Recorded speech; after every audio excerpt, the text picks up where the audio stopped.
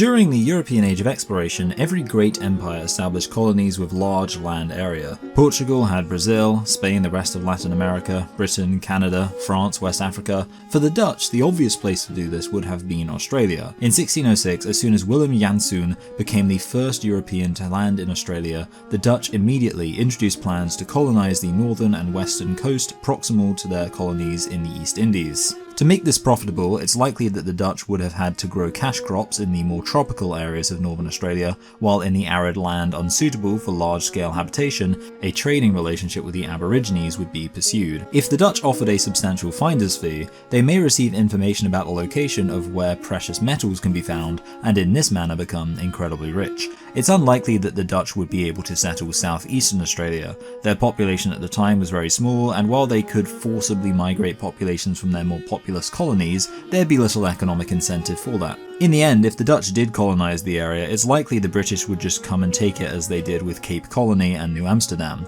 The best hope for the Dutch to take over all of Australia would be that the Napoleonic Wars go worse for Britain, and they agree to surrender Australia either to encourage the Dutch to switch sides in the war, or because Britain has already lost and this is part of a peace settlement. This isn't a what if Britain lost the Napoleonic Wars scenario though, so the only thing that matters here is that the Dutch end up controlling all of Australia. Of course, over time the population of the Dutch East Indies would grow dramatically, and this large empty continent right next to them may present an opportunity for the vast Indonesian population to fill up the otherwise largely empty Australian continent. If so, this could result in Australia being a split continent between its Asian north and its south still populated by descendants of British settlers. Thus, even if Australia was all controlled by the Dutch, it may not end up a united country after decolonisation. Check the comments if you're interested in part 2 of this alternative history series.